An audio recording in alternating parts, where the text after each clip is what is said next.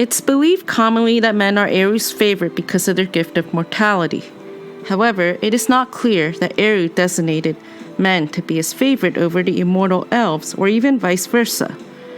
Death is their fate, the gift of Ilúvatar, which as time wears even the powers shall envy. However, it seems that Tolkien meant for Eru to have different characters show different traits, much like the differences in humanity in our world, as men would also come to envy the elves for their immortality. Then Eru spoke and said, "Behold, I love the earth, which shall be a mansion for the Quendi and the Atani. But the Quendi shall be the fairest of all earthly creatures, and they shall have, and shall conceive and bring forth more beauty than all my children, and they shall have the greater bliss in this world. But to the Atani I will give a new gift." Therefore he willed that the hearts of men should seek beyond the world, and should find no rest therein, but they should have a virtue to shape their life amid the powers and chances of the world beyond the music of the Aegnor, which is as fate to all things else. And of their operation everything should be, in form and deed, completed, and the world fulfilled unto the last and smallest. It seems that Tolkien had the Quendi, or elves, to have the greater bliss in Middle-earth, mainly of immortality, though they would eventually also leave Middle-earth for the undying lands at the end. However, the men were also rewarded a different gift, but also equal, that they would seek beyond Middle-earth after death, in which the elves would not know about. The Númenóreans, who are mortal men, would notice and wish for the life of the elves and their immortality. They believed that it would give them more time for their crafts, but it could also be due to the fact that they are imitation elves, which makes sense given the line in which they came from. It can also be given that Elros, the first king of the Númenóreans, was half-elven and chose to be mortal, but still had elvish blood. Thus they are more in tune with the lives of the elves than other mortal men would be, causing the later Númenóreans to desire the lifestyle of an elf. Few lessons are taught more clearly in them, fairy stories, than the burden of that kind of immortality, or rather endless serial living, to which the fugitive from death would fly. This is thought to be evidence of Eru's or Tolkien's favoritism towards men for their mortality. However, it could also be why the elves would eventually go to the undying lands. However, this separation from the soul and body does not occur in the elves as they go to the undying lands, so it is thought that they would not experience the total separation from their life that the men would experience.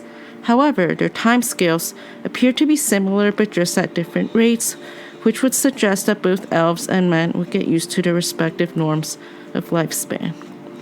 This speed of growth and rate of aging had nothing to do with the perception of time.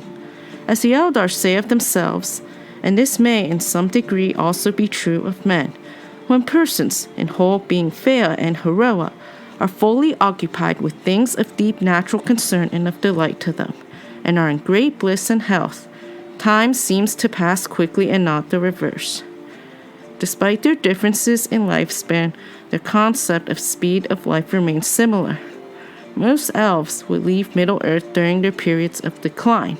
However, men go through the same process as the elves, but much faster. And then suddenly I beheld, as a vision Ardar made, and there the Eldar completed, but not ended, could abide in the present forever, and there walk, maybe with the children of men, their deliverers, and sing to them such songs as even in the bliss beyond bliss should make the green valleys ring and the everlasting mountain tops to throb like harps. Then Andreth looked under her brows at Finrod. "And what, when you were not singing, would you say to us?" she asked. Finrod laughed. "I can only guess," he said. "Why, wise lady, I think that we should tell you tales of the past, and of Ardar that was before, of the perils and great deals in the making of the Silmarils. We were the lordly ones then, but ye would then be at home, looking at all things intently as your own. Ye would be the lordly ones. The eyes of the elves are always thinking of something else," he would say. "But ye would know then of what we were reminded, of the days when we first met and our hands touched in the dark. Beyond the end of the world we shall not change, for memory is our great talent, as shall be seen ever more clearly as the ages of this Arda pass. A heavy burden to be, I fear, but in the days of which we now speak a great wealth. Finrod was speaking on his brother Aegnor's behalf as Elves, while Andreth, a mortal, would be pressed for time since her youth is much shorter than Aegnor's and Finrod's. In the Waldman Letter, Tolkien says he had meant for Elves to be the center of the Silmarillion, which concerns events in the First and Second Ages.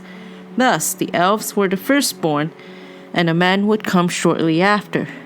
The doom of the Elves is to be immortal, to love the beauty of the world, to bring it to full flower, with their gifts of delicacy and perfection, to last while it lasts, never leaving it even when slain, but returning, and yet when the followers come, to teach them and make way for them, to fade as the followers grow and absorb the life from which both proceed.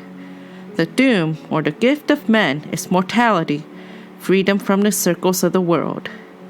Since the point of view of the whole cycle is from the Elvish, mortality is not explained mythically. It is a mystery of God of which no more is known than that what God has proposed for men is hidden, a grief and an envy to the immortal Elves. They are quite different in form, of course, to that of the Christian myth.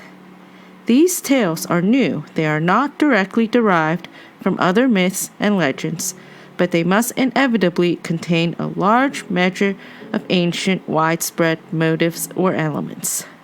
While different in form, it also contains some widespread motives and elements, such as the idea that the Christian God does not favor one person over the other while allowing mankind to each have different experiences.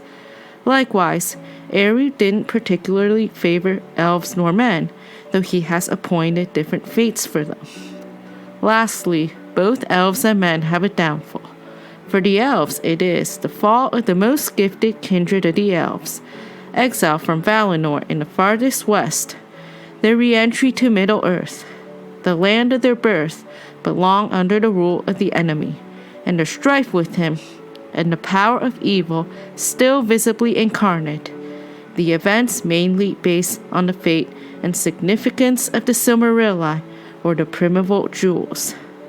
For the men, it is that they fall under the domination of the enemy and some would repent, which is shorter because the men came after the elves.